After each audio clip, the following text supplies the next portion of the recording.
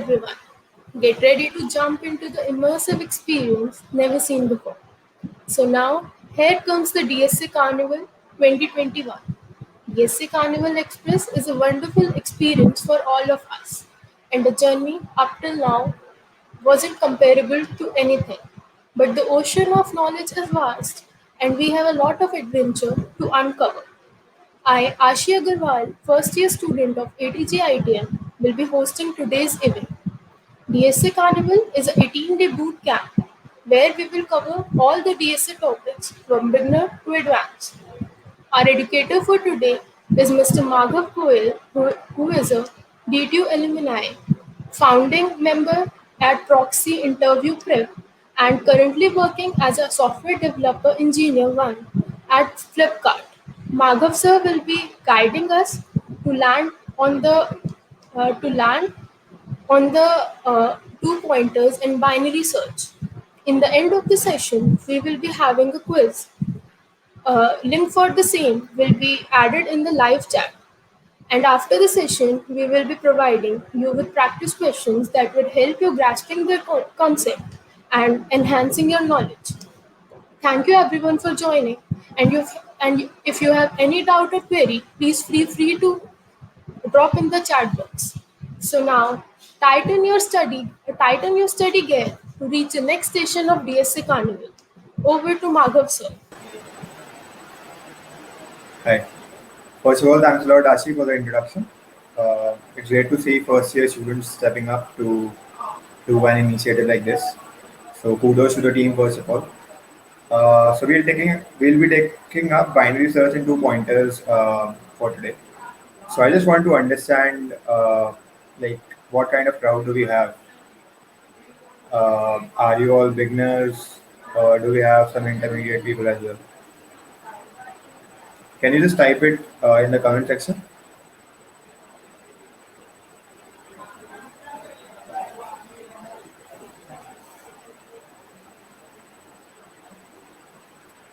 Okay, the one says beginner. Can more people type in so that I'll teach accordingly?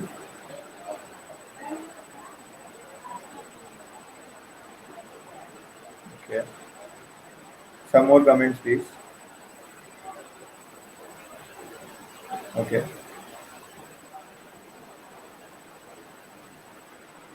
So majority of them are beginners. So okay, so what I can do is I can start with the basic logic. Then I can have some basic questions. Then just for the intermediate crowd, maybe give them a couple of questions to keep them engaged. So I'll start with binary search and then move on to two pointers. Okay, so are you able to see my screen? Can somebody just type in? Okay, cool. All right, so yeah. So first of all, to understand binary search, I would first explain you what a search space is. Okay, so like it is quite, like पढ़ के ही समझ में आ जाता है कि search space क्या है. तो वैसी space where a person should search. Okay, so let's say I have written कि nth odd number अगर तुम्हें ढूंढना है. So what is the right search space for that? कि कौन सी ऐसी स्पेस है जहाँ पे तुम्हें इसको ढूंढना चाहिए. ठीक है, तो that is the meaning of a search space. तो like this comment according to you, where would I get the nth odd number? What is the space where I should search the nth odd number?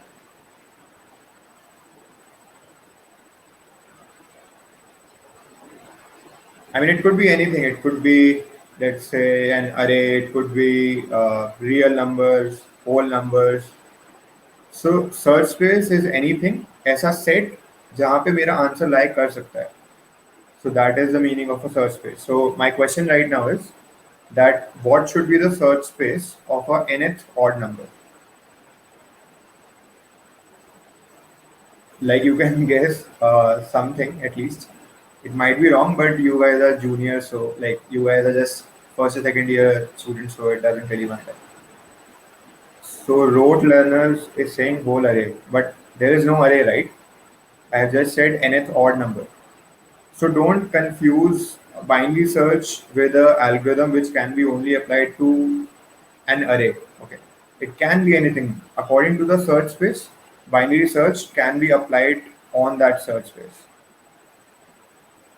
So typically, let's say my odd numbers are, let's say they start from, like I'm considering positive odd numbers. So they can go up to a very large number depending on whether it is an integer or something. So this is the search space, right? In these numbers only, I will be able to find the nth odd number. So let's say I said I want to find the first odd number. So this will be the first odd number. If I say I want to find a third odd number, so this will be the third odd number. So this is a search space where I can find nth odd number, right? Now, someone has written set of natural numbers. Odd natural numbers was the right answer. Natural numbers. So I mean, I can also find. So I mean, I could just increase the size of the set. So I mean, to make it to a set of natural numbers or whole numbers. So that is also the correct answer. But this is the smallest set out of all of them. Okay. Now, like I just kept one another example to make you guys understand this very clearly. So let's say if I want to find a boy who has weight X and who's attending the DSA carnival right now. So for that also the search space will be the audience, like which is watching this session right now.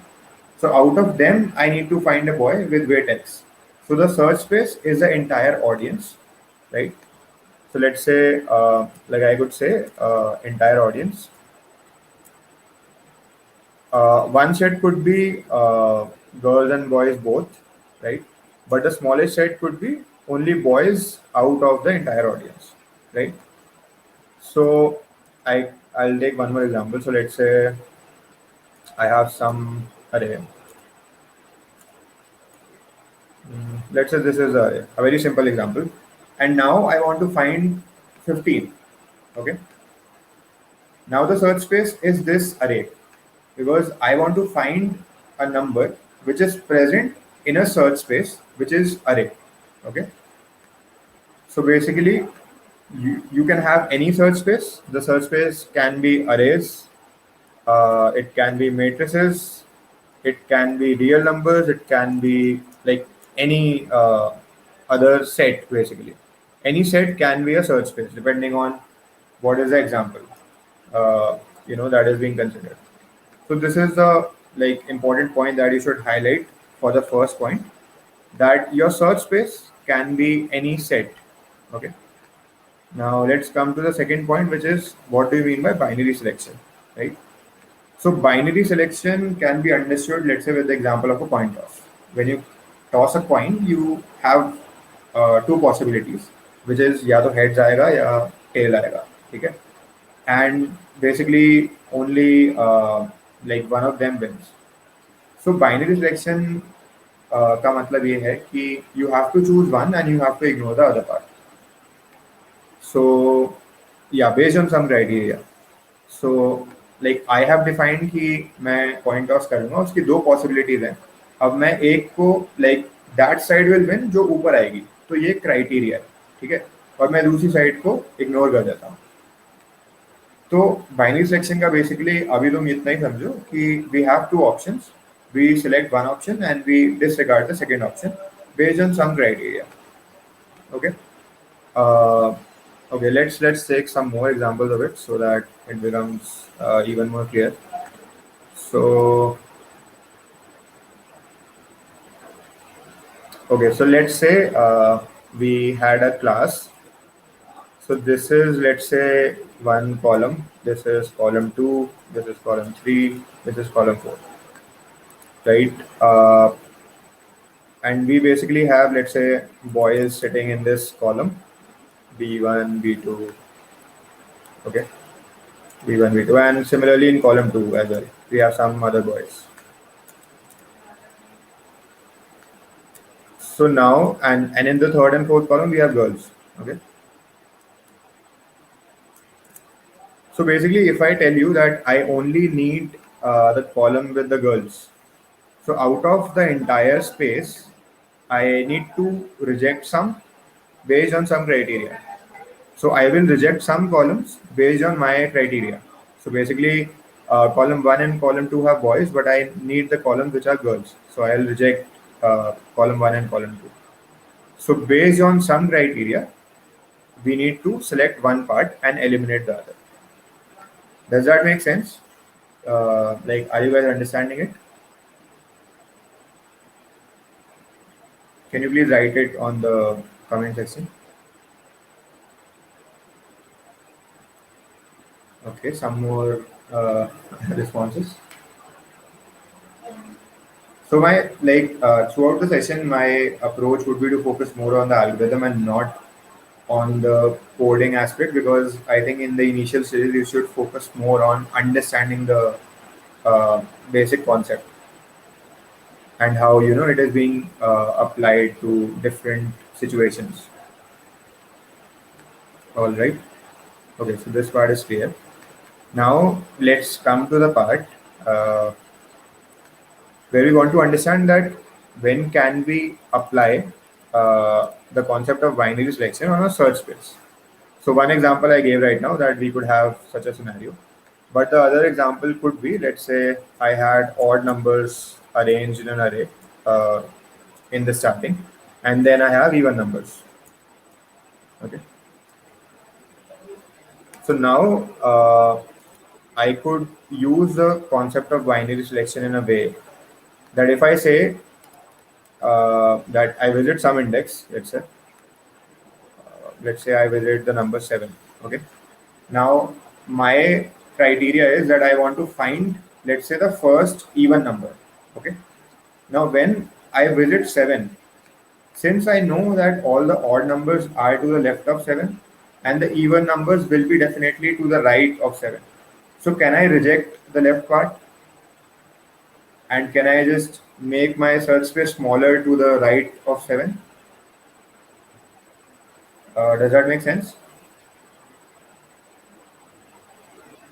So here basically we are using the concept of binary selection in a way that we have some criteria that I need to find the first even number, and that even numbers are to the right and odd numbers are to the left.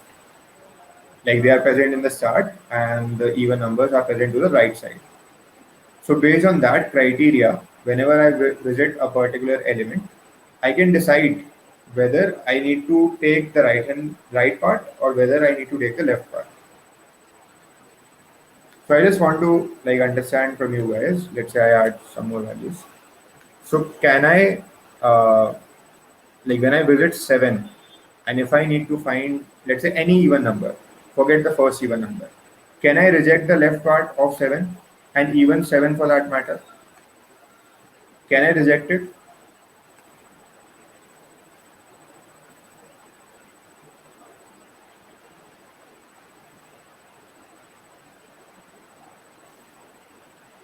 Okay, can I have more yeses? Or if you have any doubt, you can ask. Okay, so I think rote learners is here just for fun, so I'm not going to consider the comment.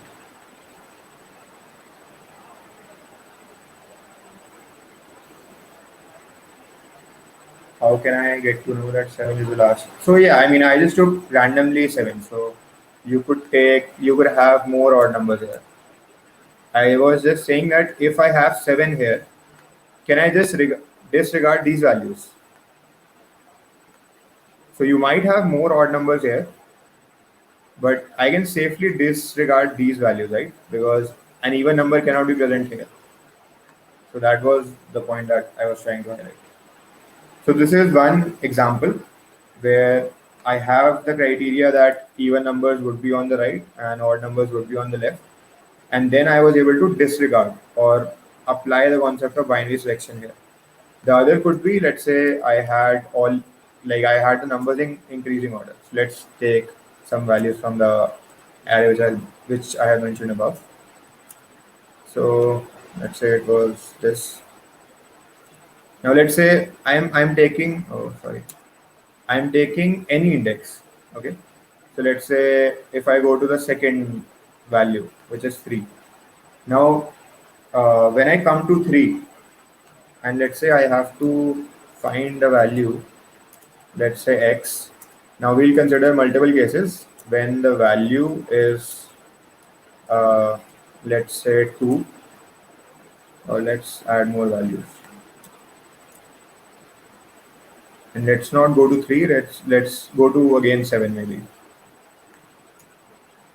Then the value is, let's say, 23. Okay, and this add 2. Okay, so I again visit 7. Now I have randomly taken 7 just to highlight the point that I'm trying to tell you guys. So let's say if the value was 2 and I randomly went to a particular index which had value 7. So can I disregard one side and can I choose the other side? Like, is it possible given the constraint that the array is in increasing order?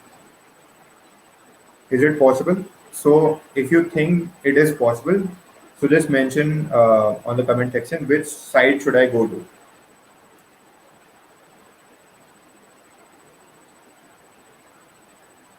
Yeah, Vimuri will come to the part where we can have duplicates. So, like first, let's take an easier case.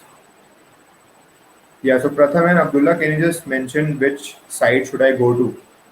If I have to find the value 2 and currently I am at 7, so which part should I take?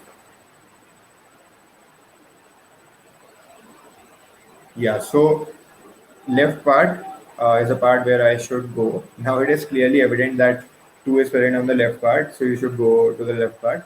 But you should understand the logic that at any index, if I go to any index, why was I able to select whether I should go to the left part or to the right part? It was simply because there was some criteria attached to it. Okay, I'll highlight this. There was some criteria, and I basically like used binary selection concept. Okay, so the very important point is criteria. There should be some criteria or some pattern. You can call it even a pattern. So after some criteria and pattern, if you apply that on a search space, then you can, divide, like you can reject one part. Now, so when the value is 2, you basically need to just select. You basically need to choose the left hand side. Okay. Now, similarly, if we had to find 23 and I went to 7, then I basically had to take the right hand side.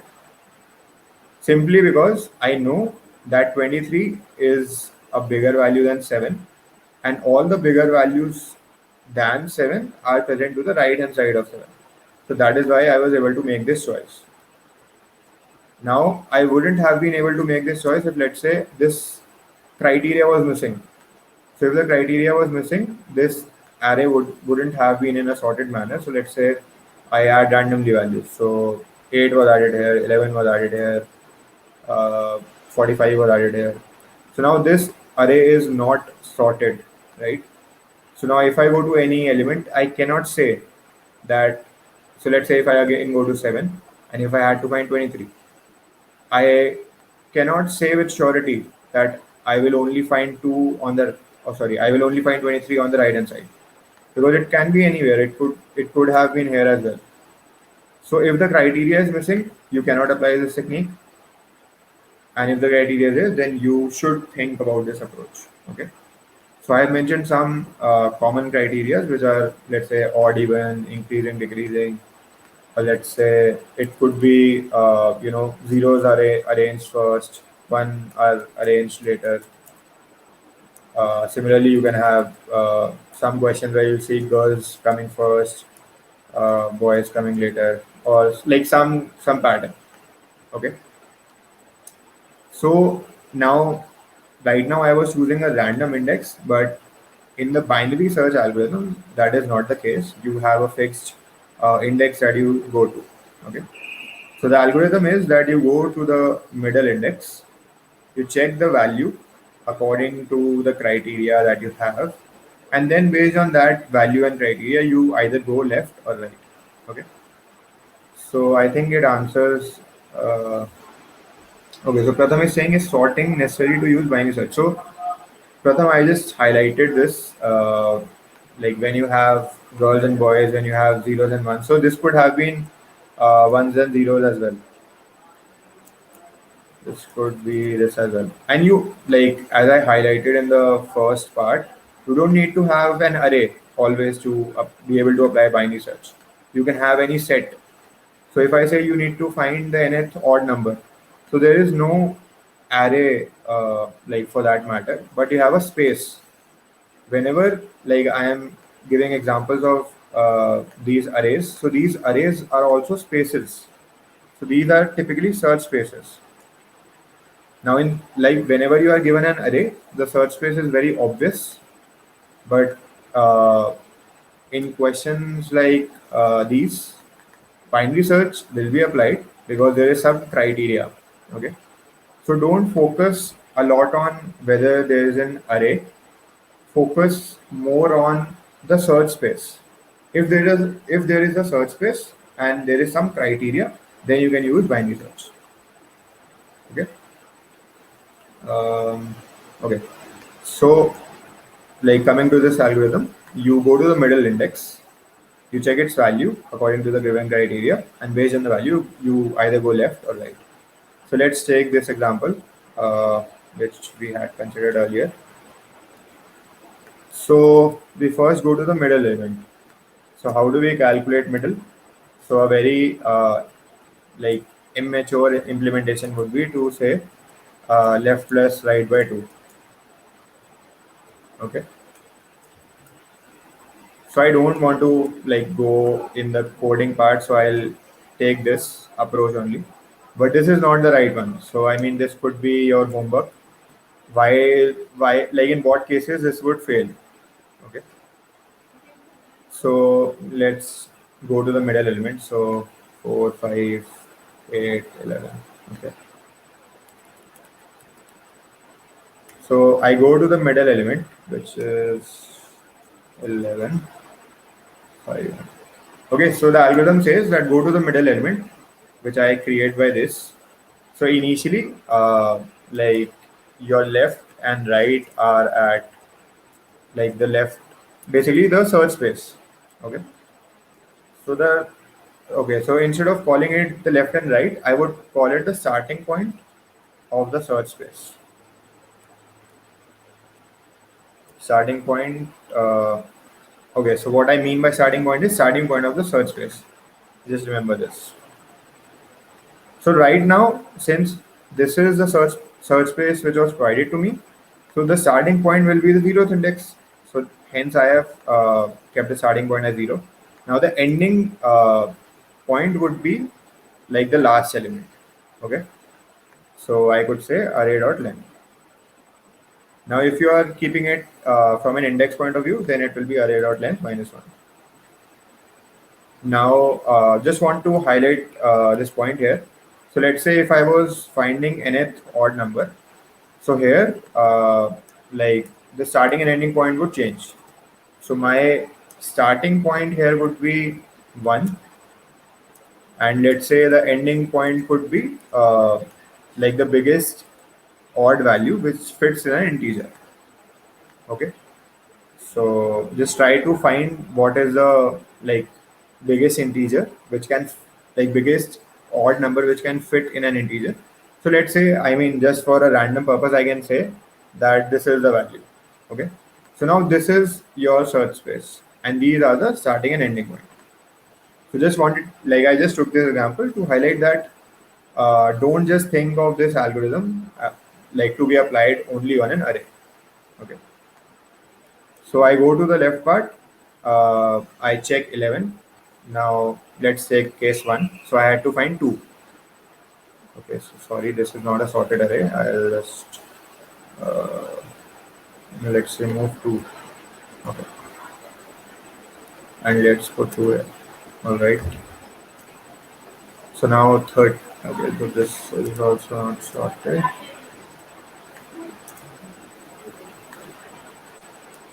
All right. So I go to 11. I need to find 2. Now, as most of you said, uh, So basically, I check the value of the middle element. Okay, so the value is 11. Now I will check my criteria. My criteria is that like the array is sorted in increasing order. So all the numbers which is lesser than 11 will be present to the left side. Okay. So criteria I followed. Then I said that the number that I need to find is also lesser than 11. So according to the criteria and the number that I need to find, I need to go to the left hand side, right? So I can ignore these elements. So I will reduce my search space because now my search space should be only these elements, right? So after this, let's say this is step one. Step one. So in step one, my search space was the entire array. But when I went to the middle element and used the criteria and the value that I need to find, in step two, the search space reduced.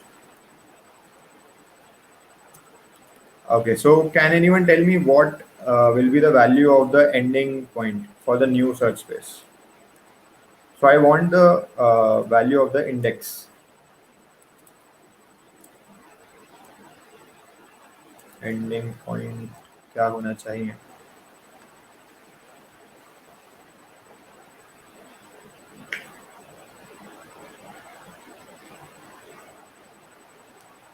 So sometimes while finding mid we use left plus right by two, and sometimes we use second one is better than first. Okay, so someone is saying, Mamta is saying mid minus one, Shubham is saying mid plus one. Uh, okay, so Satyam, Viren are saying four. Okay, mid minus one, mid plus one, mid minus. So, okay, I mean the right answer is mid minus one. Like four is also correct answer. I think some people mentioned seven because they wanted to highlight that seven is the number till where it should be. So after, so yeah, that is the correct answer. So this is the search space that you should focus on right now, right? Now the search space is reduced to only five elements, and this is the search space. Now I have just like just for demonstrating purposes, I have like written this, but you will have the entire array. Just that based on the values of starting point and ending point, you will reduce the size of the search space. The entire array will exist. So now let's again repeat the procedure. I go to the middle element. Okay, so that is basically left plus right by two, and this is basically two. So I go to the second element, which is three. Then again I follow the same procedure with three. So I need to find a value which is lesser than three, and I know that the entire array is sorted. So can I find? So which side should I go to? So I should go to the left hand side. So then again, the search space would reduce to mid minus one, which is one and two. Okay. Now in this case, I basically go to. So basically, I'll just like fasten this. So left is zero, right is one.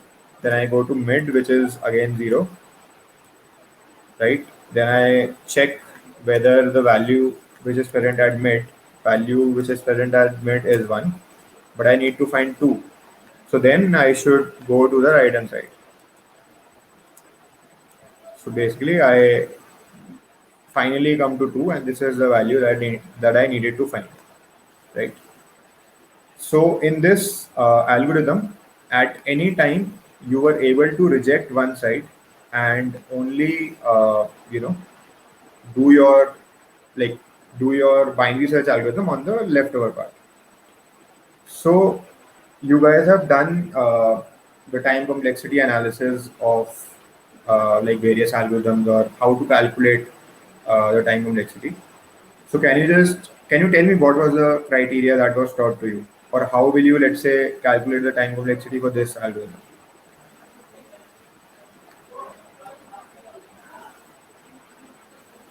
So we are done. Like I can tell you it's log of n, but I need to understand from someone how it is, let's say, log of n. And I just need to focus on the basics of how you calculate the time complexity of any algorithm, because this will help you a lot when you deal with complex problems.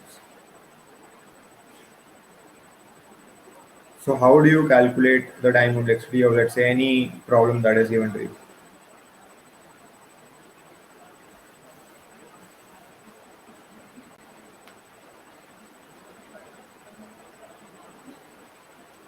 So, firstly, I want to understand how do you calculate the time complexity.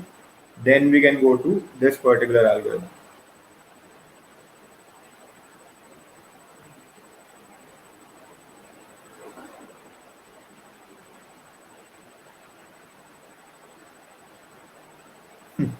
Yeah, when it does, but uh, let's just try to understand the logic behind it.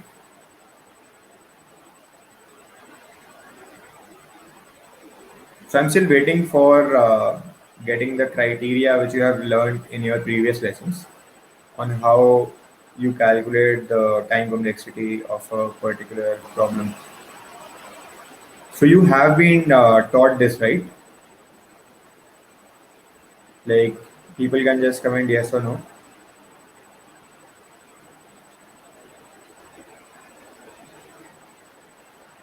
So my question is that do you guys know how to calculate time complexity of any algorithm or any operation which is being done?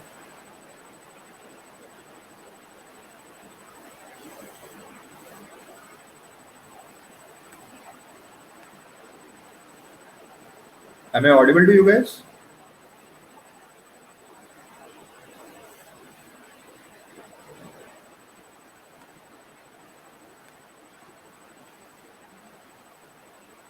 Okay, so Aladdin is saying like you haven't been taught, and Nehal is saying, I'm not sure. Nehal said yes for audible check or uh, okay. Thank you guys for the, like. I know I'm audible, but can you just tell me whether you know how to calculate the time complexity?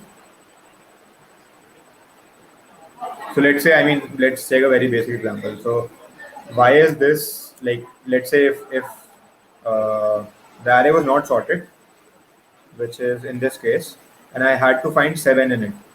So what will be my algorithm? I'll go to every single value and check whether कि आप seven हो आप seven हो या नहीं. अगर नहीं हो तो I'll just move to the next element, right? So in this case, we say that the time complexity is O of n, where n is the size of the array. So why do we say that? Yeah, I mean Marshalls theorem is a like way to calculate it, but you should also understand like how can you do it very quickly just by looking at the algorithm.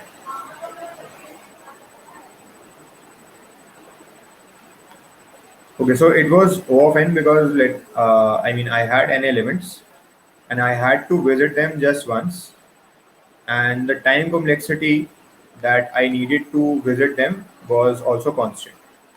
Okay, so it was O of n because I had to visit n elements and I had to visit them only once, and constant time in accessing an element. Constant time in accessing the element. Okay, so now let's basically use this concept and try to find the complexity of this algorithm.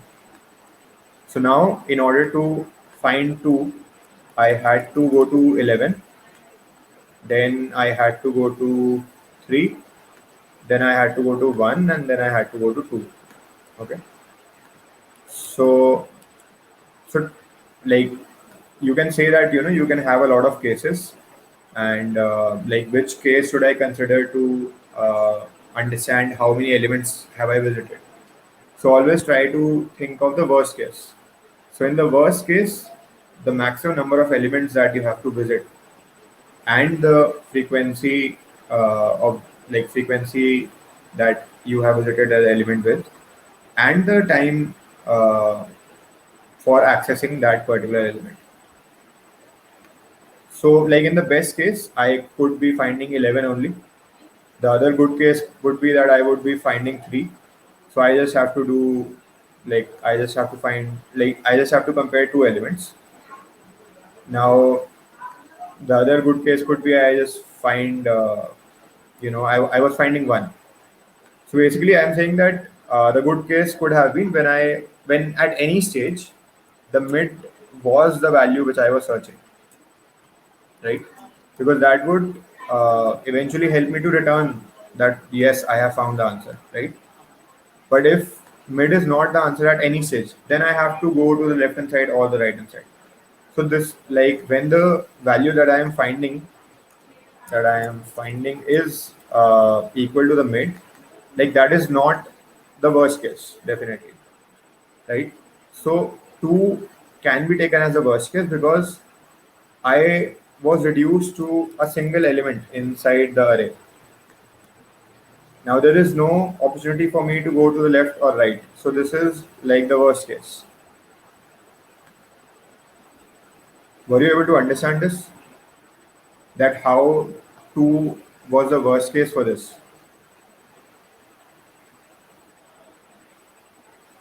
Like there can be multiple worst cases as well. So let's say if I went to 13 and if I was searching for let's say 23, so then I would have to go to the right hand side, right? And if I had to go to the right hand side, then I would find the middle value. Now the middle value is 30, and then so this yeah, and the left hand side is 30. So I'll just add 23 here. So I go to 30. I say that okay, I need to find 23, so I'll go to the left. So this is a search space. Then I'll go to the middle value, which is 14. Then I go to this search space. 14. Now 23 is basically bigger than 14. So this is the search space. So finally, I will again be reduced to one element, right? So this is again like this could also be a worst case.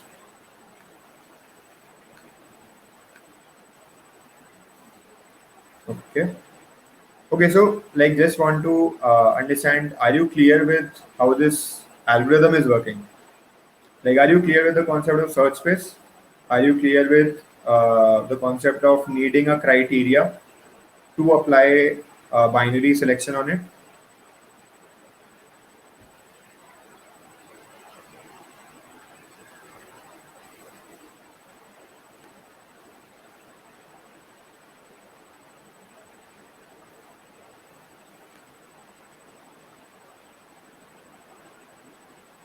Okay. Yeah, I mean, if you are trying to, let's say, find extreme elements, then again the same case would happen. You will be finally left with only one value, and that is the worst case. Okay.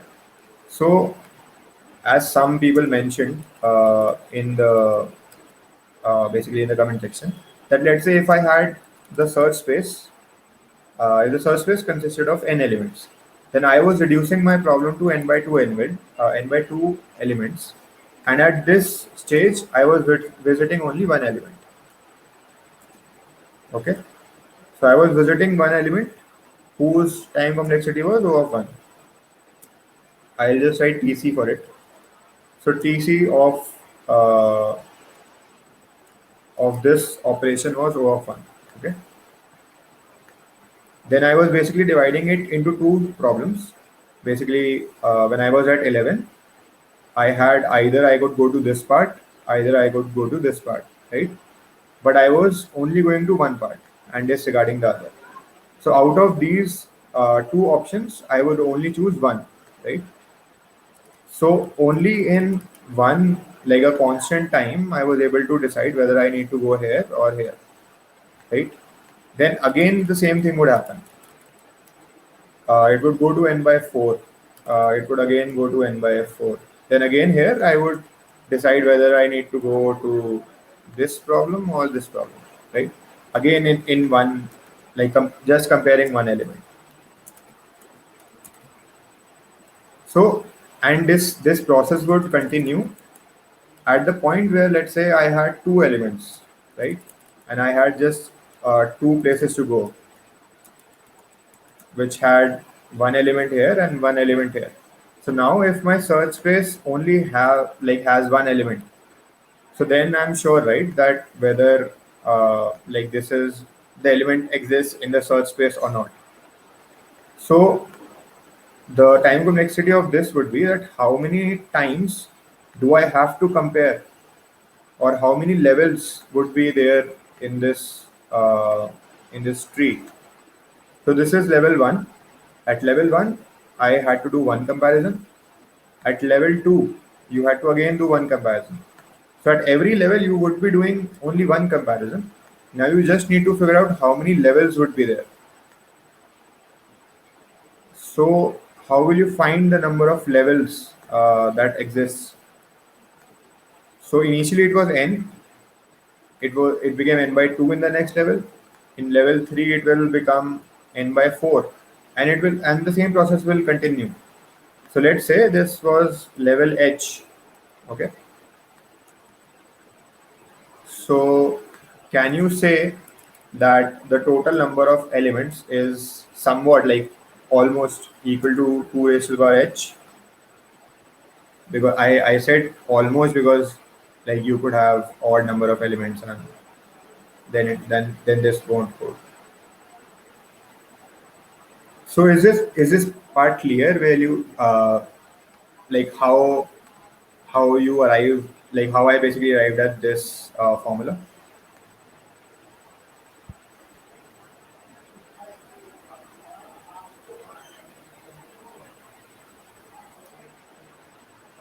Is it clear to everyone?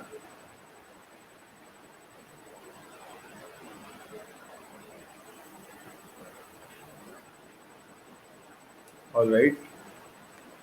So basically, we just want to calculate h. So we basically take log on both sides. So and then you get the value of h. So taking log on both sides, this will become log of n.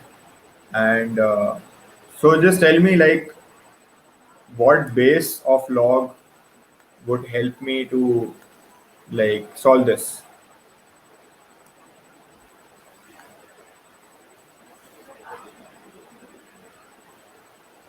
Okay, Viren, what did you not understand?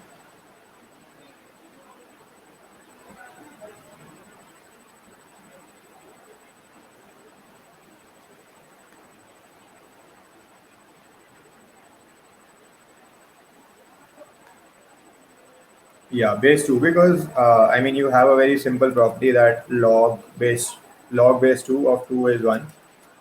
Sorry, 2 is 1, and log base 2 of 2 raised to the power anything will be that value. So if I had 2 raised to the power 4, then it will be 4, right? So if I take it log to the base of 2, then I can easily solve it, and this will basically become h. So now the number of levels are h, right? And that is the time complexity, because you are only visiting uh, one element at every level, and the time complexity for visiting that element is O of 1. So like if I use this formula, right? So I'm only visiting h elements. I'm only visiting them once, and constant time for accessing that element. Like this is same.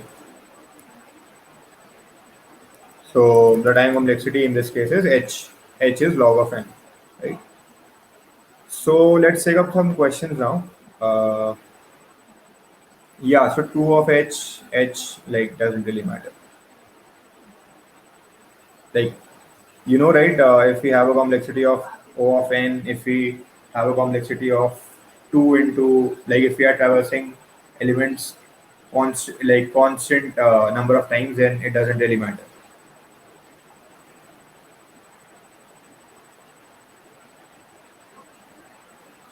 Okay, let's move to some questions. So, right. So I'll just share my screen for a different tab.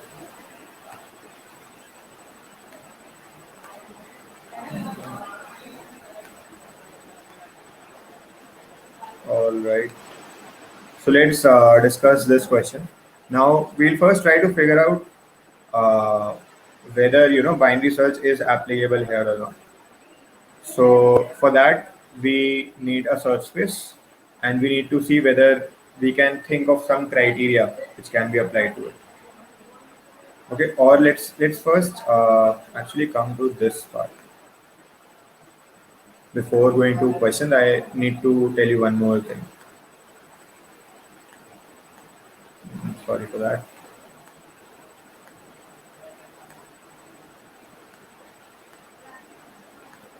Okay. Yeah. So this part is done. Let's go to this. Okay. So now, like, in order for you to understand and very easily apply binary search concept is that let's first understand if I was given an array which of this form, can I find let's say the first t, or can I find the last f? First t, last f. Can you guys find it?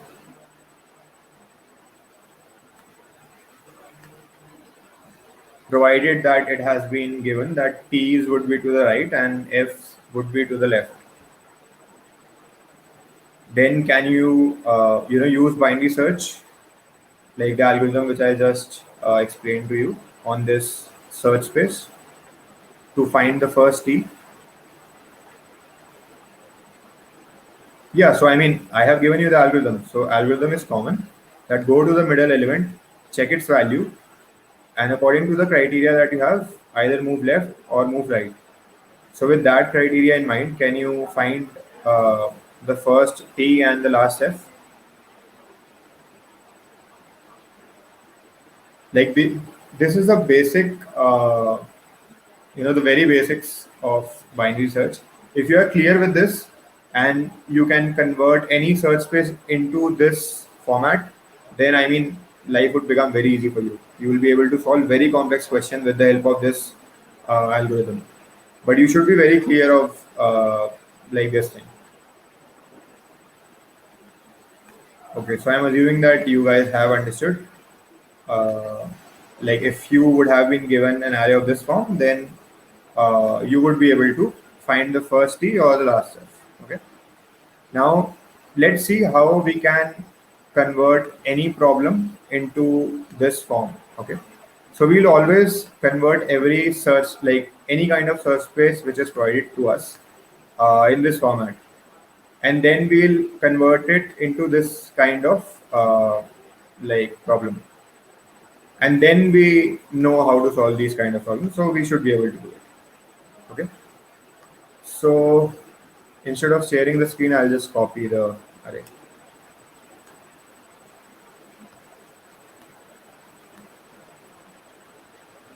Okay, so let's say this is the array, and I need to find, let's say, the first occurrence of 5. Okay. And okay, so I need to convert this array into this array. Yeah, also, I mean, the criteria is that it is given that the array is sorted.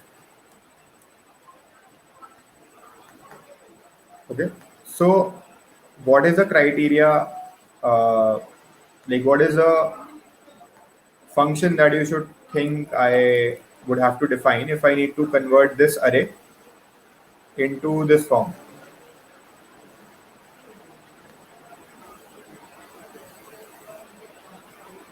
So you have to tell me that, let's say, if I go to I go to the middle element according to the algorithm, on what basis should I decide whether I need to go to the left or to the right? And we know that if we convert the array into this format, then you can like very quickly tell whether you need to go to the left or the right. But now we need to think of how we can convert this into this format. Okay, so I'll do like one example for you, and then let's expect some answers from the audience. So in this, if I am saying that I need to find the first t, right? So in order to find the first t, all of them, all of the values to the first t should be left, and then all of the values to the right should be t. So if I say that my criteria 2, you can say, is values greater than equal to 5. So if I apply this criteria to any value of the array, can I write true or false according to them? So values greater than equal to 5. So 1 is lesser than 5. So won't follow this criteria. So I can write f. 3 again wouldn't follow this. 5 would follow this.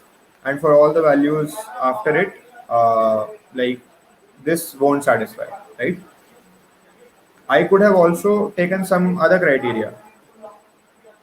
Let's say criteria 2.x. Okay. Here I took values greater than 5, right? So according to the criteria that you're considering, your array would change, like which has f and t's, right? So here for the first it will be f. 3 again is not greater than 5, so again it would be false. Now 5 is also not greater than 5, so it will become f. And now all the other values 67, 123 and 125 will become true. Now in this case, you cannot find the first 5, right? Because you defined the criteria in the incorrect manner. So the way in which you define the array is very important, because then only you will be able to, you know, find the correct element that you're looking for. Like, is this point clear to you? How I took two different criterias and how different arrays were formed from it. Can you guys just write yes or no in the comment section?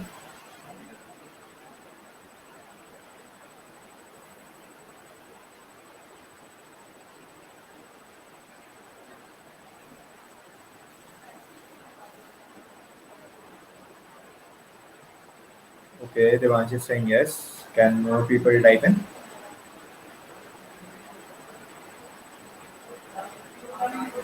Okay, waiting for a couple of more. Okay, so memory, it's I basically checked for every value and saw that whether this function or criteria, if I apply this on a particular value, what would be the result of it? So let's say if the function is x, f of x is that x is greater than equal to 5. And if I pass in f of 1, so what would it what would it give me? True or false? So since 1 is not greater than or equal to 5, so it would give me false, right? So I wrote false here. Now, sorry. Now similarly, I basically use this for every other value in the array, and I basically made this array. Then in the second criteria, I basically created a function which is this. Then I used the same approach to find out true or false, and I created this array. So now in this array, if I ask you to find the first step, you won't be able to do that, right? So selecting this criteria is very important.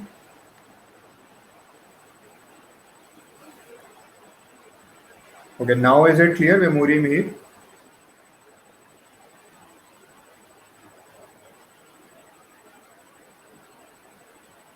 Guys, feel free to use the comment section. It is a great opportunity for you guys to interact or understand something.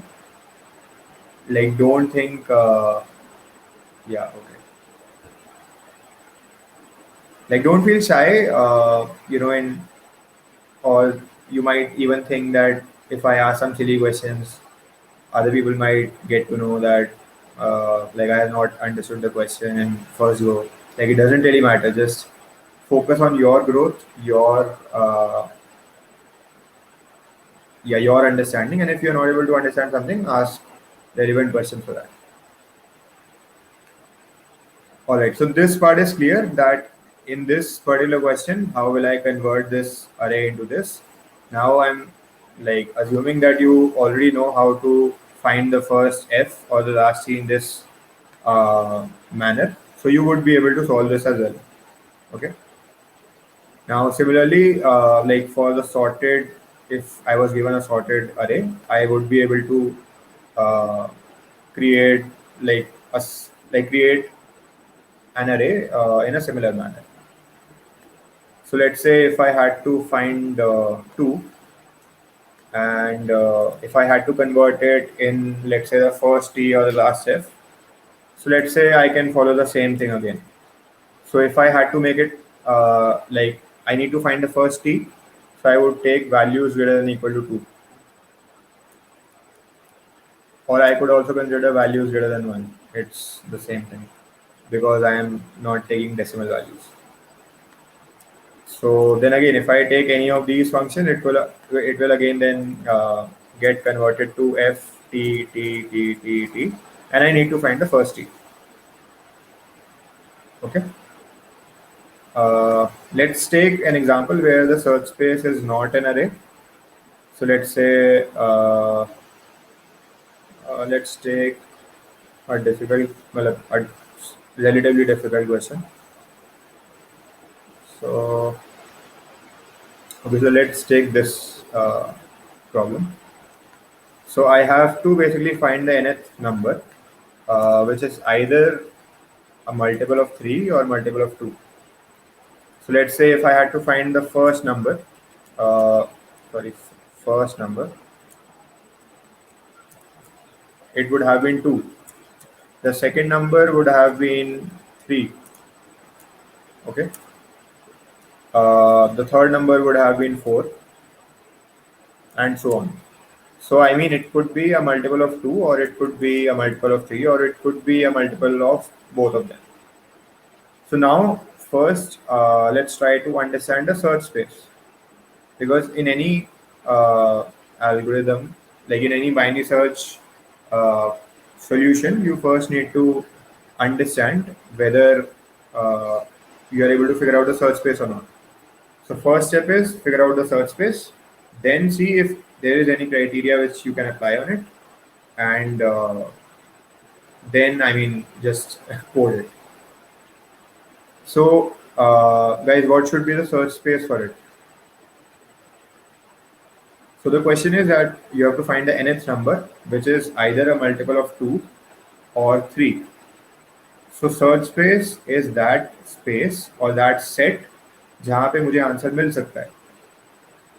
So where, like, what all numbers do you think would fall in that search space?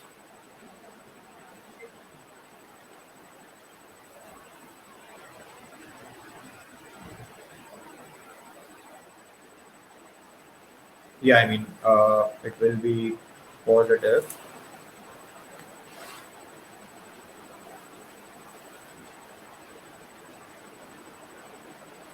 When I was saying in first attempts problem, if we'll be converting the array in TF form, then how is the then how this is binary search if we have to access all the elements? No, so you won't be accessing all the elements, right? That was the point of it. Because let's take this one. You again follow that approach only, which I have told you. The algorithm is this only. So you go to the middle element. Let's say this was the middle element. Now you know that there could be two cases, right? Either I could be the first t, or there could be t's to my left. But I can safely disregard this side, right? So when I go to this t, since I need to find the first t, I can disregard this, right? So like I could keep one variable and say that either I could be the answer or someone else could be the answer.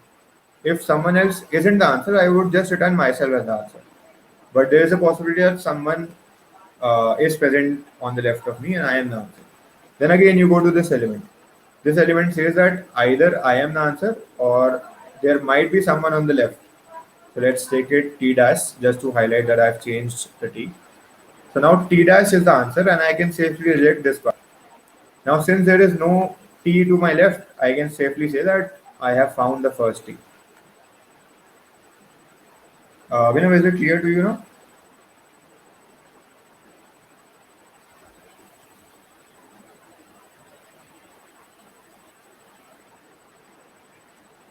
Okay, so yeah, yeah. So the search space that has been provided by a couple of students in the comment section is right. So the search space for this question would be that any number which is either a multiple of 2 or 3 and is definitely positive. So 2, 3, 4, 6, then 8, then 9, and so on. I mean, it could be, it definitely will be a long list. Now, if I have to find a hundredth number, right? The question, it will be given in the question that you have to find the hundredth positive number, which is either a multiple of 2 or 3. Okay. So now you have figured out the search space. Like the search space part is sorted. Now you need to find the hundredth number, right? So let's say just taking some random value, 2, 4, 7, 8, 8, 9. And so this will be divisible by 2. Now I have the search space, right? I will go to the middle element, and then I need to think of some criteria. So I go to the middle element and I need to think of some criteria. So middle element plus some criteria, which helps me to go either to the left or to the right. So now you need to understand whether you need to go to the left or to the right depending on some criteria.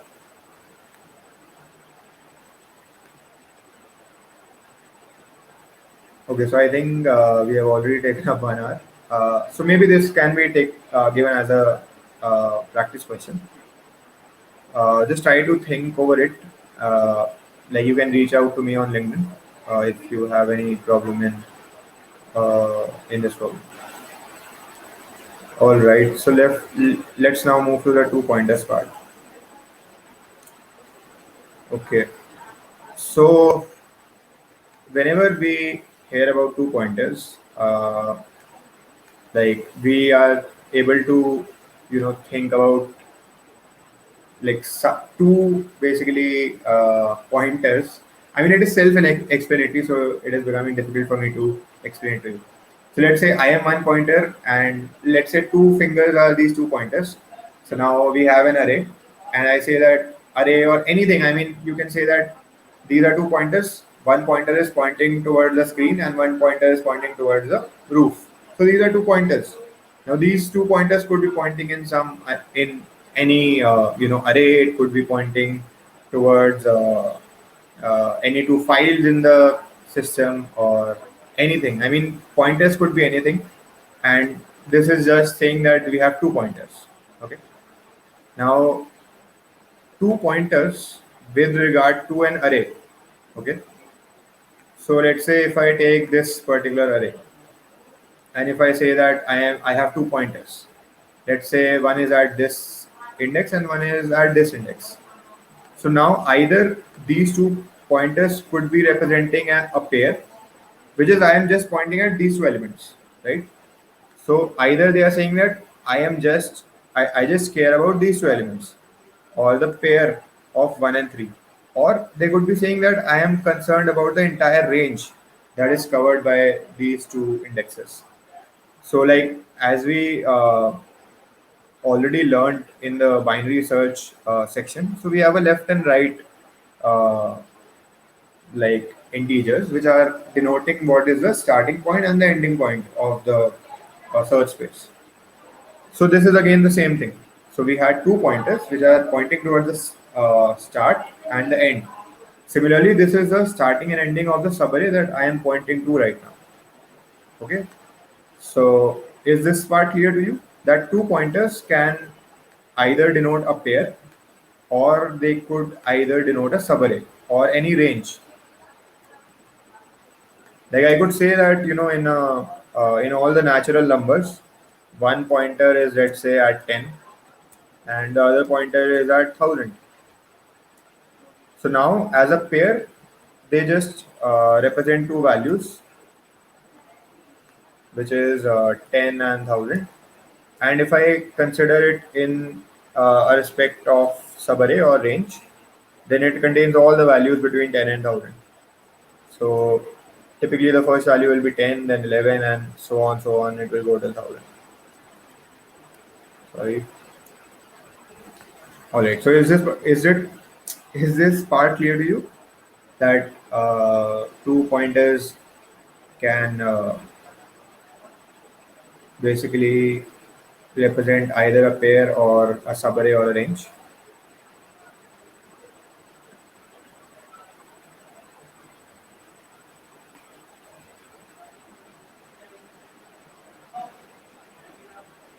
Can more people comment?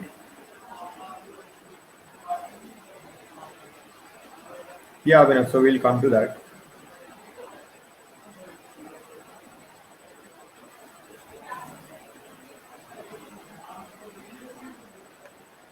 All right. Okay. So now the point is that these are just two pointers, right? So how do we know that we need two pointers? So a very good example of this is palindrome. So like in a palindrome, if let's say you are given any string, okay, and you need to find whether it is a palindrome or not. So let's say A R D B B D R A. Okay. So if you need to find whether this string is a palindrome or not, so what will you have to do?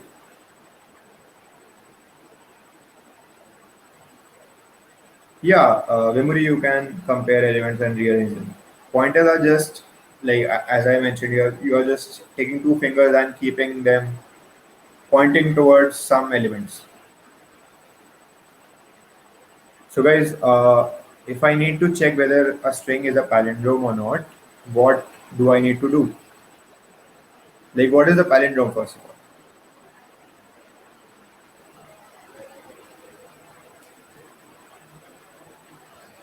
You all know what a palindrome is, right?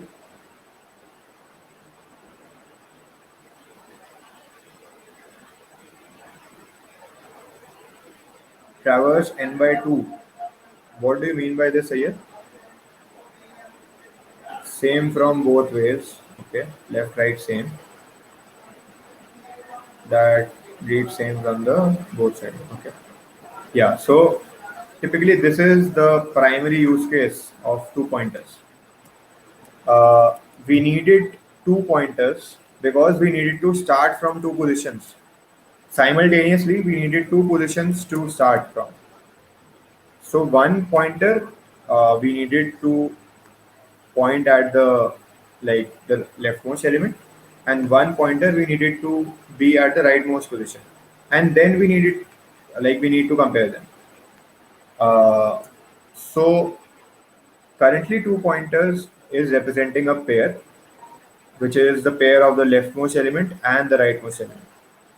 So now the intuition that you should have of whether two pointers should be applied to any question or not should be whether you can keep two pointers simultaneously at some position, and move them in some particular format. I'll tell you in which format. But the primary point should be that क्या मुझे simultaneously दो positions पे दो pointers चाहिए. So let's say if there was just one pointer, so you have a pointer at this position, but you don't have a pointer at this position. So you don't know the value at this position. So then how will you be able to check whether it is a palindrome or not? So you need to have one pointer at this position as well. So now let's say if these two elements were equal, then you go to the next element. Next element would be one step to the right of this element, and the next element in this case would be one step to the left of this element. Sorry for that. So The primary case is having two pointers simultaneously at two different places because they are helping you to solve some problem. So in the palindrome one, this was a necessity, and let's see how this can be solved in like how we can understand two pointers be applied to some other cases. So okay, let's take this problem that you have been given a sorted array. So let's say this is a sorted array, and let's even take some more values. Okay, so this is an array, and you need to find pairs that sum up to k in a sorted array. So now one hint is this, that it is saying you need to find pairs. So as I said that two pointers can either represent pairs or subarrays. So this is one hint for you. Subarrays. ठीक है, so this is the first starting point for you. Pairs है तो definitely कुछ ना कुछ two pointer से हो सकता है. ठीक है. Now the second point, like the second question that would come to your mind is कि ठीक है टू पॉइंटर्स हैं बट कहाँ रखने हैं उन्हें, like what should be the starting point for it. ठीक है. सो फर्स्ट लेट्स थिंक कि स्टार्टिंग पॉइंट क्या हो सकता है, and then we would think about the traversal. तो in the palindrome one we were very clear कि एक स्टार्ट पे होगा एक एंड पे होगा, फिर ये दोनों इक्वल हो गए तो हमें एक एक पीछे जाना होगा, एक फिर एक एक पीछे जाना होगा जब तक वो एक ही जगह नहीं आ जाते. क्योंकि अगर क्रॉस कर गए तो तुम सेम ही चीज रिपीट कर रहे हो ना, ये तो तुम ऑलरेडी चेक कर ही चुके. तो सबसे पहला पॉइंट था कि हमें दो पॉइंटर्स की जरूरत है, वो यहाँ से हाईलाइट हो गया. हाँ यहाँ से हाईलाइट हो गया वो. अब हमें सोचना है कि हमें दो पॉइंटर्स को कहाँ रखना चाहिए.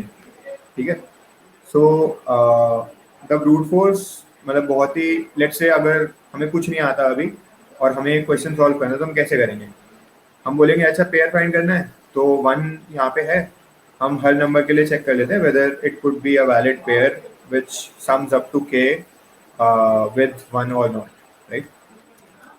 सो एक पॉइंटर मैंने वन पे रख दिया एंड जो सेकंड पॉइंटर है वो मैं सब पे लेके जाता रहा.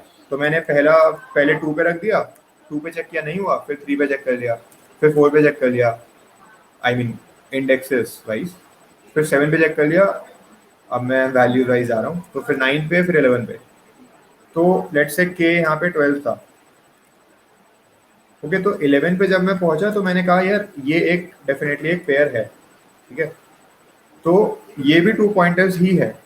ठीक है. टू पॉइंटर्स इज बेसिकली कि तुम दो पॉइंटर्स रख रहे हो. और अब लेट्स से अब नेक्स्ट क्या तुम करोगे. अब तुमने वन के लिए चेक कर लिया है कि उसके लिए कि वन को तुमने एक एलिमेंट रखा और उसके सारे पेयर्स चेक कर लिए. ठीक है. अब तुम टू पे जाओगे कि अब मैं टू के सारे पेयर्स चेक करता हूँ. तो ये वाला जो पॉइंटर है फिर से बिल्कुल जीरो से शुरू हो जाएगा. जीरो से भी कर सकते हो या फिर इसके आगे से भी कर सकते हो क्योंकि वन और टू ऑलरेडी चेक हो चुका है. अब अगर तुम इसको जीरो से स्टार्ट करोगे तो फिर तुम वही सेम चीज़ फिर से चेक कर रहे हो. तो इसके बजाय तुम मतलब आगे से ट्राई कर सकते हो.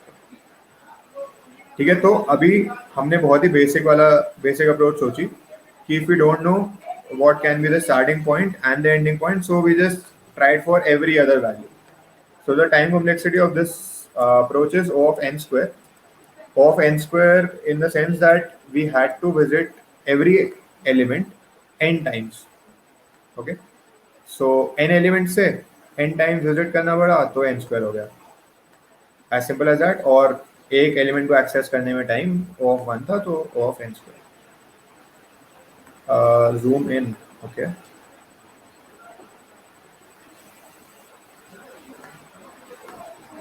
ठीक है. तो अभी तक हमें ये क्लियर नहीं हुआ है कि हमें टू पॉइंटर्स कहाँ रखने चाहिए. और एक्चुअली ये पता है बाइनरी सर्च का भी क्वेश्चन हो सकता है कि तुम्हें एक वैल्यू पता है और तुम्हारे पास ये सर्च स्पेस है और तुम्हें बेसिकली अपने लिए पेयर ढूंढना है दैट हैज वैल्यू k - 1. क्योंकि देखो बेसिकली ये करना है ना, x + y should be equal to 12. अब तुम्हें पता है कि तुमने x को 1 ले लिया तो you are just finding Y. ठीक है, तो एक्चुअली अभी प्रॉब्लम ये हो गई कि एक्स तो हमें पता ही है, तो वाई हो गया 12 माइनस एक्स, और एक्स यहाँ पे 1 है, तो 12 माइनस 1 11।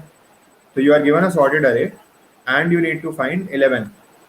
सिमिलरली जब हम 2 पे होंगे तो you need to find 10, right.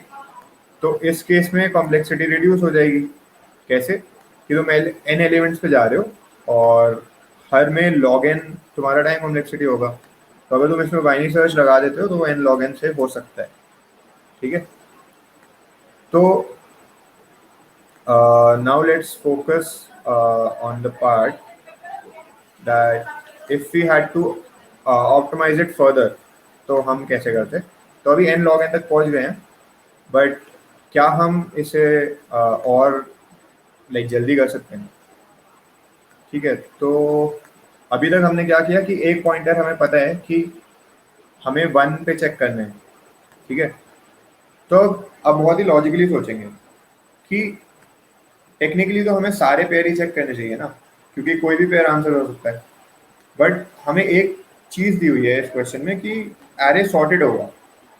तो सॉर्टेड होगा तो लेट से मैं, तो बेसिकली वन के लिए ये सारे ऑप्शन थे कि मुझे टेक्निकली तो ये ट्राई करना चाहिए था कि 1+2 आंसर होगा या नहीं, फिर 1+4 होगा या नहीं, एंड सो ऑन। ठीक है, ऐसे ऐसे जा जाके 1+11 पे तुम पहुंच जाओगे।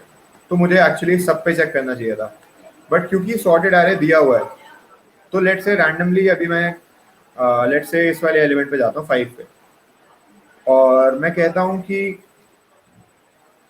क्या लेट से 1 और 5 का मैंने सम चेक किया। ठीक है, अभी बाइनरी सर्च वाला ही लॉजिक है एग्जैक्टली। मतलब मैं वहां से स्टार्ट कर रहा हूँ कि वहां से इंट्यूशन बिल्ड हो सकती है कि 2 पॉइंटर्स लगेगा, मतलब 2 पॉइंटर्स लगेगा ऑप्टिमाइज वाला। 2 पॉइंटर्स ऑफ एन स्क्वायर वाली जो अप्रोच थी वो भी 2 पॉइंटर्स ही थी। तो 2 पॉइंटर्स जैसे मैंने समझाया वो कुछ नहीं है, सिर्फ 2 उंगलियां हैं जो किसी 2 नंबर से पॉइंट कर रही हैं। ठीक है, तो फिर तुम यहाँ पे गए और तुमने देखा कि 6 आया है। अब 6 12 से कम था ना, तो अभी मैं यहाँ पर था, तो मुझे ये पता है कि यार मेरे लेफ्ट पे जो नंबर्स होंगे वो तो डेफिनेटली आंसर नहीं देंगे, है ना। तो यहाँ से हमें क्या पता लगा कि 5+1 आंसर नहीं हो सकता। ठीक है, और हमें और भी चीज़ें यहाँ से पता लगी हैं। सिर्फ ये नहीं पता लगा कि 5+1 आंसर नहीं होगा, हमें ये भी पता लग गया है कि 1+2 आंसर नहीं हो सकता, 1+4 आंसर नहीं हो सकता। ठीक है, और तो अगर मैं यहाँ पॉइंटर रखता, ठीक है, लेट से 2 पॉइंटर्स यहाँ होते, तो अभी आंसर्स कहाँ कहाँ हो सकते हैं। क्या ये और ये आंसर हो सकते हैं वैसे, 4 और 4, हाँ ये दोनों आंसर हो सकते हैं। ठीक है, तो मैंने क्या किया कि 1 और 5 यहाँ पे रखा, तो मेरे को अभी तक बस ये इन्फॉर्मेशन मिली है कि ये आंसर्स नहीं हो सकते क्योंकि मुझे सम ज़्यादा चाहिए।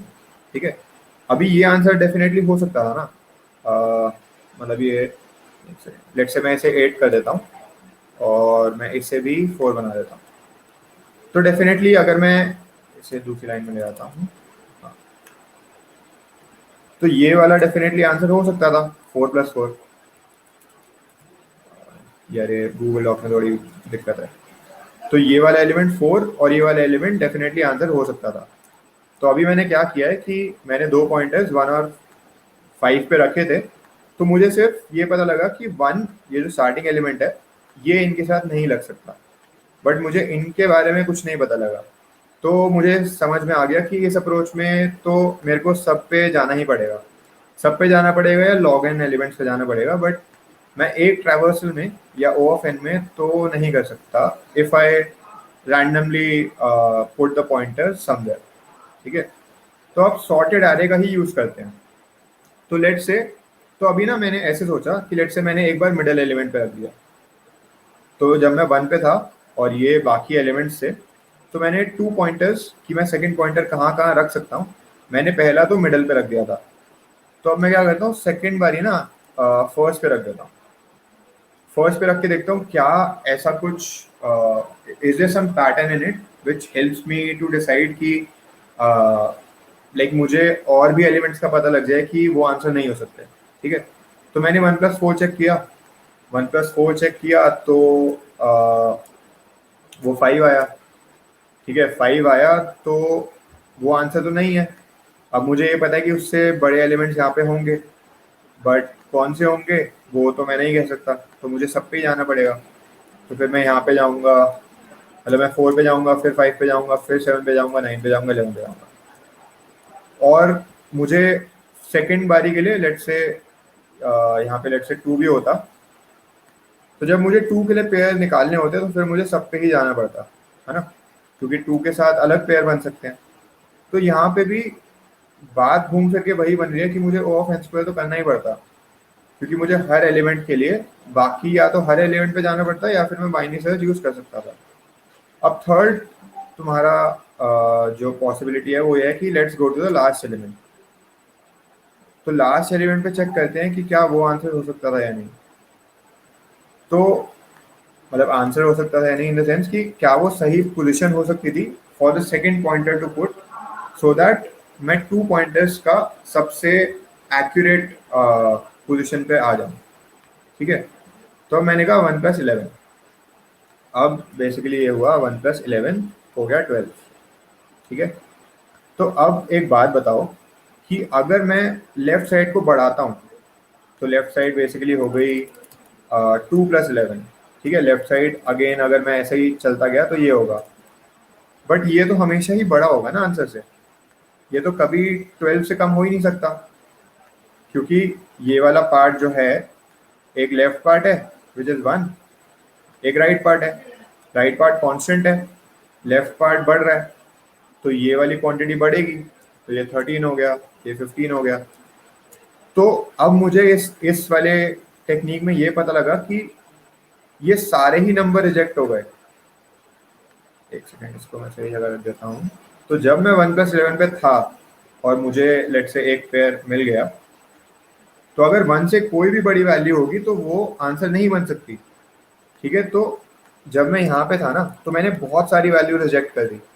मैंने कहा ये भी आंसर नहीं होगा, ये भी आंसर नहीं होगा, ठीक है, और आगे जो लास्ट वाला है 9+11 भी आंसर नहीं होगा।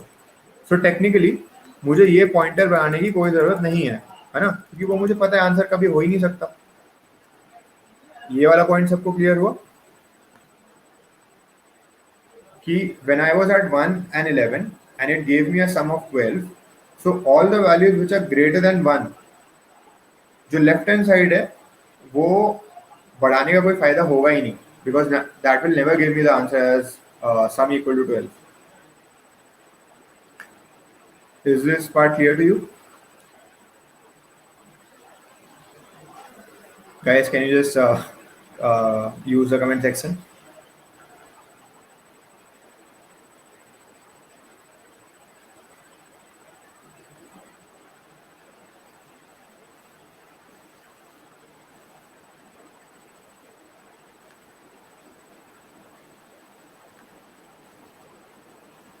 Hello, am I audible to all? Can you just comment? All right, okay, cool. So now this is clear that I don't need to, increase the left side, the left pointer that I have. So the next point is that definitely there can be more solution, right? So in this case, 4 and 4 is a solution. So in order to reach that, let's decrement the pointer, because ये वाला increment करने से तो I know that I won't get an answer, but ये decrement करने से I can definitely get an answer, क्योंकि I mean चलो रिपीटिंग का केस तो यहाँ भी हो सकता था, but to find in a generic sense ये वाला पेयर या फिर कोई और आंसर फाइंड करने के लिए this was a valid move, क्योंकि दूसरा मेड नो सेंस, दूसरे से तो डेफिनेटली आंसर नहीं आएगा, मतलब वो सारी वेस्ट वैल्यूज ही होंगी, ठीक है। तो अब मैंने पॉइंटर को मैं ले आया 9 पे, ठीक है। तो अब बेसिकली इसे हटा देते हैं, और अब मेरे पास जो वैल्यू आ गई है वो है 1+9 which is equal to 10 again. अब मैंने कहा कि यार ये 1+9 है 10, तो अब ये वाली वैल्यूज देखते हैं कि 1+7, 1+5, 1+4, ठीक है। तो अब मैं लेफ्ट पॉइंटर को फिक्स कर रहा हूँ और देख रहा हूँ कि क्या ये सारी वैल्यूज को 1 के साथ टेस्ट करने का पॉइंट है भी या नहीं। तो ये वैल्यूज, क्योंकि 10 जो मुझे चाहिए था, इसे फिर से 12 कर देते हैं सिंपलिसिटी पर्पसेस के लिए। तो 10 आया है अभी सम, और मुझे चाहिए था 12। तो ये सारी वैल्यूज तो डेफिनेटली 10 से कम ही सम देंगी ना 1 के साथ। तो ये वाली वैल्यूज तो चेक करने का कोई पॉइंट ही नहीं है। तो ये वाली वैल्यू चेक करने का पॉइंट नहीं है का क्या मतलब है कि 1 का और कोई पेयर हो ही नहीं सकता इस पर्टिकुलर सोल्यूशन में, इस पर्टिकुलर अरे में। ठीक है, तो इस केस में जैसे हमने पिछले वाले में ये वाला पॉइंटर डिक्रीमेंट किया था, इस केस में हम ये वाला पॉइंटर इंक्रीज कर देंगे। क्योंकि दूसरा केस क्या होता कि मैं इस वाले पॉइंटर को यहीं रखता और इस वाले पॉइंटर को फिर से कम कर देता। ठीक है, बट ये सही असम्पशन तो नहीं होती, क्योंकि इस केस में मैंने कहा कि 9 किसी और का राइट नहीं होना चाहिए, बट लेट से यहाँ पे 3 होता तो फिर वो चीज़ गलत हो जाती। बट मैं 1 को डेफिनेटली आगे कर सकता हूँ, क्योंकि 1 का कोई और पेयर है ही नहीं इन दोनों के बीच में, राइट। तो I can safely now increment this pointer. ठीक है, अब सेम चीज़ रिपीट करते हैं, अब 2 + 9 कर देते हैं। 2 + 9 किया, उसका 11 आया। अब सेम लॉजिक यूज करते हैं कि 2 + 9 11 है, हमें तो 12 चाहिए था। तो ये वाले 2 के साथ डेफिनेटली आंसर नहीं बना पाएंगे। ठीक है, लेट्स से 3 भी ले लेते हैं। बट ये वाले जो नंबर्स हैं वो 9 के साथ आंसर बना सकते हैं या नहीं बनाएंगे, वो डिपेंड करता है, बट डेफिनेटली बना सकते हैं। ठीक है, तो मैं फिर से वही कहूँगा कि 2 का कोई आंसर नहीं हो सकता, तो मैं 2 को फिर से आगे कर दूंगा। अब मैं 3 पे आ गया, तो ये 3 + 9 हो गया 12। ठीक है, तो अब ये एक आंसर है जो मुझे रिटर्न करना है। अब सेम पॉइंट ये है कि इसके जो लेफ्ट पे नंबर्स हैं वो आंसर मतलब 3 के साथ और नंबर्स हो सकते हैं, नहीं भी हो सकते, मतलब डिपेंडिंग ऑन कि 9 रिपीट हो रहा है या नहीं, तब 3 का और कोई पेयर होगा, वरना नहीं होगा। बट एक बात मुझे क्लियर है कि ये जो 9 है ये इन सब किसी नंबर्स के साथ नहीं बना पाएगा 12 साथ, क्योंकि वो डेफिनेटली बड़ा होगा। तो 4 + 9 है, 5 + 9 है, ऐसे ही 7 + 9 एंड सो ऑन। तो 9 का कोई और पेयर नहीं हो सकता ना यहाँ पे। तो मैं 9 को रिड्यूस कर दूँ एक, मतलब एक स्टेप से। तो मैंने 9 को रिड्यूस कर दिया, क्योंकि मुझे पता था कि यहाँ पे तो आंसर हो ही नहीं सकता 9 का। So now I basically have 2 pointers which are pointing at 3 and 7 respectively. So now again, if I calculate the sum of 3 and 7, it is 10. Uh, so I mean, you just have to keep on doing this approach until, let's say, you come to a place where both of them are either pointing at the same element, और ये जो right वाली जो तुम्हारी like जो pointer था वो left से कम हो गया। अगर ये लेफ्ट से कम हो गया तो मतलब या तो ये तुम ऑलरेडी चेक कर ही सकते हो, मतलब ये ऑलरेडी चेक कर चुके हो, तो कोई पॉइंट ही नहीं है। और इसे अगर तुम हमेशा ऐसे सोचोगे ना कि starting point and ending point, तो इंट्यूशन के पॉइंट ऑफ व्यू से भी वो अच्छा रहेगा कि कभी भी एंडिंग पॉइंट स्टार्टिंग पॉइंट से बड़ा तो नहीं हो सकता ना, मतलब तब तो रेंज ही नहीं होगी। तो स्टार्टिंग पॉइंट कभी भी एंडिंग पॉइंट से बड़ा नहीं हो सकता, वो दोनों सेम पॉइंट पॉइंट कर सकते हैं, उसका ये मतलब होगा कि एक ही एलिमेंट है। ठीक है, तो जस्ट टू रीआइट्रेट एवरीथिंग, सबसे पहले हमने देखा कि एक पेयर है, पेयर सॉरी 2 पॉइंटर्स है, तो 2 पॉइंटर्स एक पेयर रिप्रेजेंट कर सकता है या फिर एक सब अरे कर सकता है। अभी मैं वो समझा रहा था कि हाउ 2 पॉइंटर्स मतलब किस किस केस में वो पेयर रिप्रेजेंट करता है। तो वी स्टार्टेड विद पैलिंड्रोम। ठीक है, फिर एक अरे पे आए, तो हमने हिंट देखी कि इसमें पेयर का पूछा गया है कि, तो हमें पेयर से याद आया कि यार 2 पॉइंटर्स जो है वो पेयर रिप्रेजेंट करता है, तो हमें एक हिंट आई कि 2 पॉइंटर्स हम यूज़ कर सकते हैं। ठीक है, अब सेकंड पॉइंट जो मतलब आना चाहिए था वो ये था कि चलो एक पॉइंटर तो हम पहले एलिमेंट पे रख देते हैं, बट दूसरा पॉइंटर कहाँ रखेंगे। तो उसके लिए हमने चेक किया कि एक अप्रोच तो हो सकती है कि हम एक पॉइंटर यहाँ रख दें और बाकी सब नंबर्स को एक एक करके दूसरा पॉइंटर बनाएं और फिर उन दोनों के सम की वैल्यू चेक करें। तो वो जा रहा था n²। ठीक है, फिर हमने चेक किया कि और कोई तरीका तो नहीं है जिससे हम मतलब उसकी कॉम्प्लेक्सिटी रिड्यूस कर सकते हैं। बट अगर कुछ क्वेश्चन में हिंट दी हुई है, एडिशनल कुछ दिया हुआ है, तो वो मे बी यूज़ हो सकता है। तो इसमें हमने चेक किया कि सॉर्टेड एरे यूज किया हुआ। तो सॉर्टेड एरे दिया हुआ था, इसलिए हम उस एन स्क्वायर वाले 2 पॉइंटर अप्रोच को और ऑप्टिमाइज करने का सोच सकते हैं। अगर ये सॉर्टेड एरे नहीं होता तो 2 पॉइंटर अप्रोच अभी भी लग रही है, बट वो एन स्क्वायर वाली लगेगी, ओ ऑफ एन वाली नहीं लगेगी। So you need to figure out कि अगर तुम्हें ऑप्टिमाइज वाला लगाना है तो कुछ लाइक पैटर्न या कुछ ऑर्डर या कुछ हिंट दी हुई होनी चाहिए, ठीक है। ओके, सो नाउ पेयर्स वाला पार्ट क्लियर हो गया कि व्हेन लाइक जब 2 पॉइंटर्स पेयर रिप्रेजेंट करते हैं और हमें बेसिकली अगर बेसिकली तुम्हें समझ नहीं आ रहा है, ठीक है ठीक है, तो उस पर जाते हैं कि आप लेट से सॉर्टेड था, ठीक है। तो अब सॉर्टेड भी पता लग गया तुम्हें और ये भी पता लग गया कि पेयर यूज होने। तो अब तुम्हारा क्वेश्चन आएगा कि मुझे पॉइंटर्स 2 रखने कहाँ हैं। मुझे ये पता लग गया कि ये ओ ऑफ एन में हो सकता है या मे बी थोड़ा ओ ऑफ एन स्क्वायर से बेटर में हो सकता है, but you need to understand कि कहाँ रखना चाहिए 2 पॉइंटर्स को। तो उसके लिए तुम्हें ट्राई करना पड़ेगा। तो लेट्स से यहाँ एक पॉइंटर रख दिया, अब तुम्हें देखना होगा कि 1 के पॉसिबल आंसर्स कहाँ कहाँ हो सकते हैं। तो टेक्निकली तो 1 के पॉसिबल आंसर सारे यहाँ हो सकते हैं, ठीक है। तो किसी भी एक पॉइंट पे रख के देखो। तो ये तुम्हारी सर्च स्पेस है, तो सर्च स्पेस के एक्सट्रीम पोजीशन पे रख के देखो, ठीक है। तो पहले मैंने यहाँ रख के देखा था, फिर मैंने चेक किया कि यहाँ से मुझे कुछ ये पता लग नहीं रहा है कि मैं किसी को रिजेक्ट कर सकता हूँ या नहीं। अगर मैं किसी को रिजेक्ट ही नहीं कर सकता तो फिर तो मुझे सारी वैल्यूज रिजेक्ट करनी पड़ेंगी, तो वो तो मतलब बहुत ही अच्छा सोल्यूशन नहीं होगा। बट मुझे किसी पॉइंट पे ऐसा होना चाहिए कि मैं कुछ वैल्यूज को रिजेक्ट करता हूँ, ठीक है। तो अगर तुम्हारे पास ऐसा कोई पॉइंट आ गया जहाँ पे तुम रिजेक्ट कर पा रहे हो कुछ वैल्यूज को, तो उस पॉइंट पे तुम्हें समझ जाना चाहिए कि दिस इज द पॉइंट जहाँ पे सेकंड पॉइंटर को रखा जा सकता है, ठीक है। तो इस पॉइंट पे वो चीज़ सेटिस्फाई हो गई थी, जहाँ पे मुझे ये पता लग गया था कि ये सारी वैल्यूज 11 के साथ पेयर तो नहीं बना सकती विच सम अप टू 12। तो मेरे को श्योर हो गया कि ठीक है, सेकंड पॉइंटर यहीं रखना है। अब क्योंकि 11 के साथ ये सब पेयर नहीं बनाएंगी तो मैंने 11 को हटा दिया कि चलो अब 9 के साथ चेक करते हैं, ठीक है। तो this was the entire gist. अब इसके बाद सब अरेज कभी आता है कि when can 2 pointers represent a सब अरे।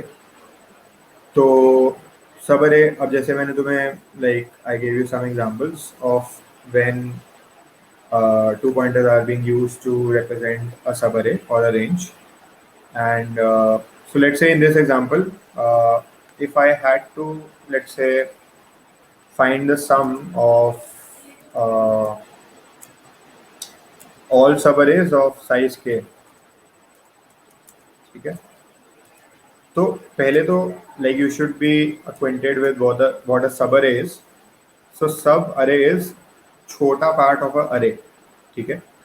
छोटा part of a subarray in the sense कि अगर ये पूरा सबअरे है तो ये एक सबअरे हो सकता है, मतलब उन्हें कनेक्टेड भी होना चाहिए। मैं ये नहीं बोल सकता कि ये और ये एक सबअरे है। बेसिकली 2, 3 और 10 cannot be a subarray because they are not connected to each other. जो भी कॉन्टिजुअस है, कनेक्टेड है एक दूसरे से, वो एक सबअरे हो सकते हैं, ठीक है। तो सबअरे इज अ छोटा पार्ट ऑफ अ सबअरे।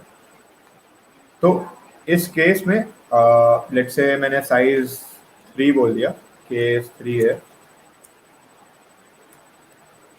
तो सबअरे बन जाएगा 1 2 4, फिर बन जाएगा 2 4 9, फिर बन जाएगा 4 9 5। Like I am just listing down the subarrays which are of size k and so on. मतलब 3 एलिमेंट वाले चाहिए, लास्ट होगा 3 10 -20, ठीक है।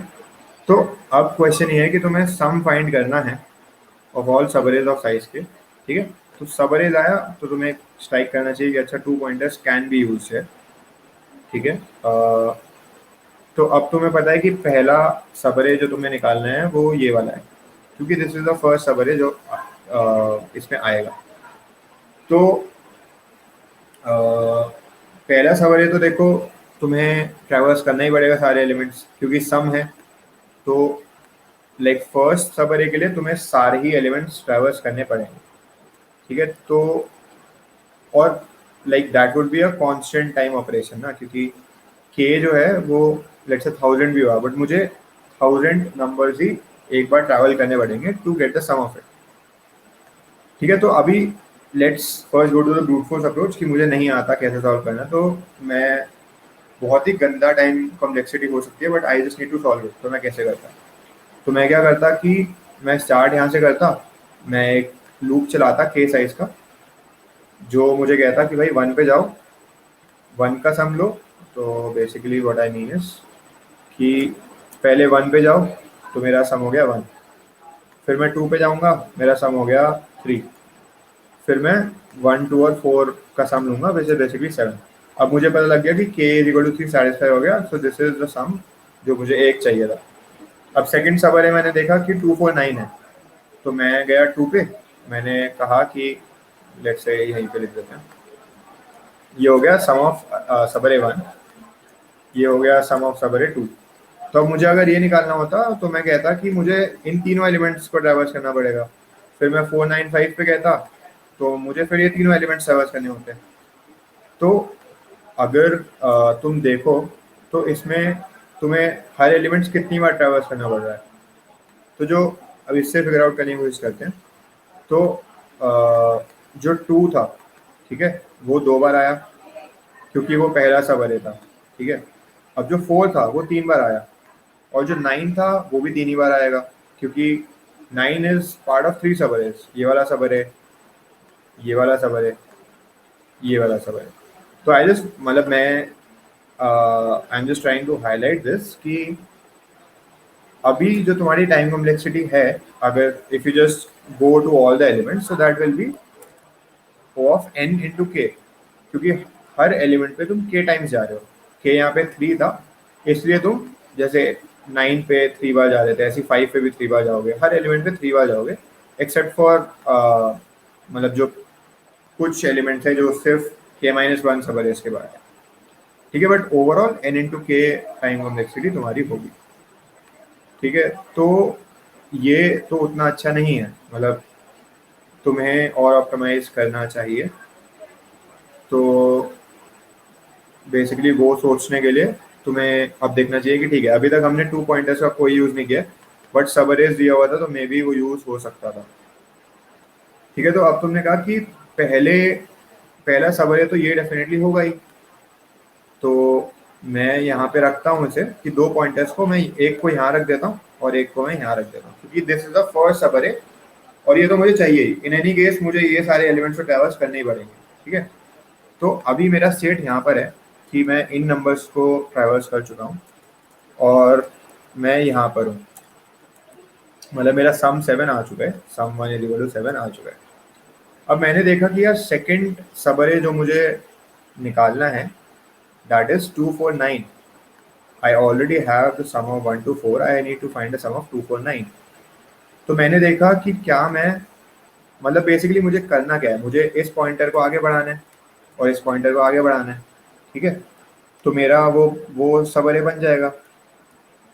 ठीक है, तो ये मुझे क्लियर है कि मुझे सबअरे को चेंज करने के लिए दोनों पॉइंटर्स को एक एक बढ़ाना पड़ेगा।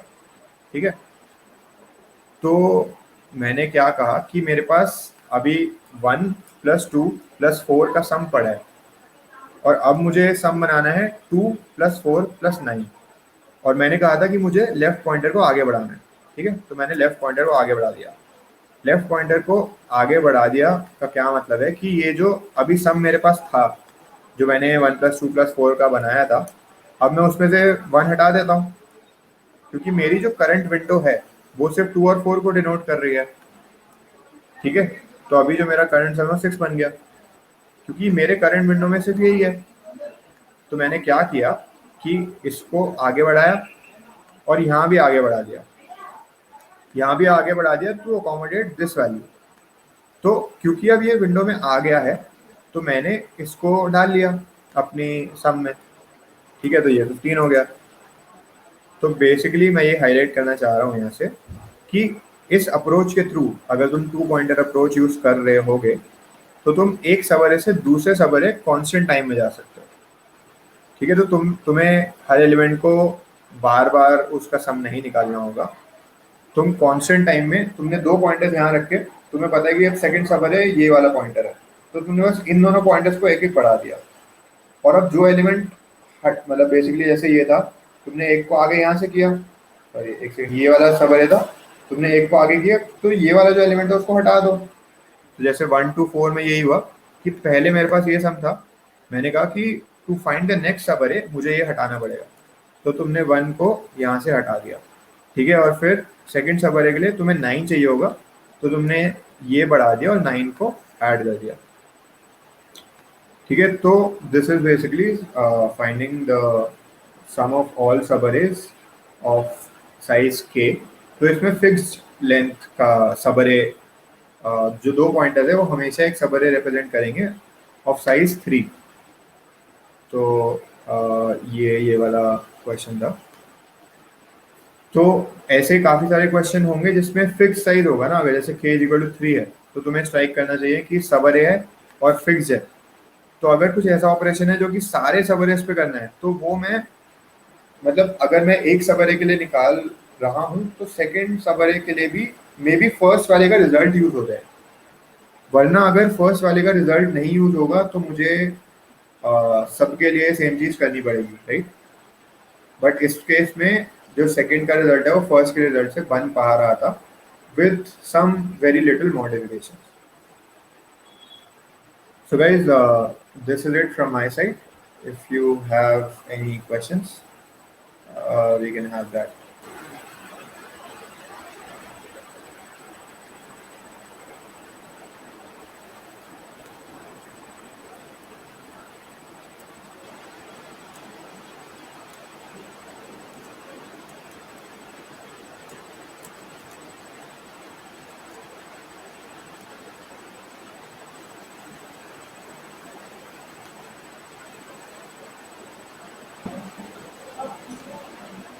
Thank you for the amazing session, Maghav sir. I hope everyone's doubt has been cleared. Mine are crystal clear for sure. Now we are having a quiz. Link for the same has been added in the live chat. You can check there and start attending. Link for the 5 question has been added in the description. You can start practicing for a better grip on the concept. Fundraising campaign on Milab is live now. You can check for the details. You can check the details in the live chat. Thank you for joining. Till then, stay tuned. Happy coding.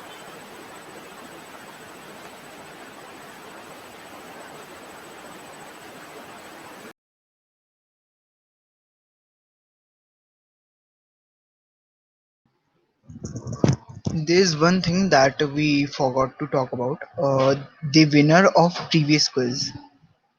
So the winner of previous quiz was Saksham Agarwal from DY Patil in University. So congrats, Saksham. Thank you.